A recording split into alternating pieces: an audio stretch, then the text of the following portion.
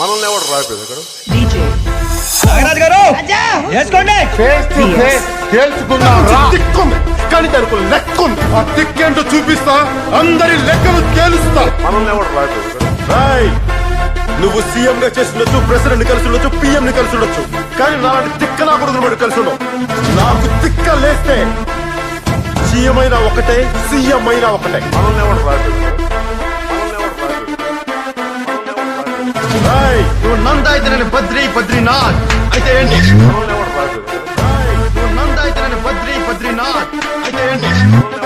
నేను ఆకాశంలో అంటాడు. ఊరుముచ్చినా, మెరుపు వచ్చినా, పిడుగొచ్చినా నేను ఎప్పుడు ఒకేలా ఉంటాను. మనల్ని ఎవరు రాయలేదు. అప్పుడే అయిపోయింది అనుకోకు, ఇప్పుడే మొదలయ్యింది.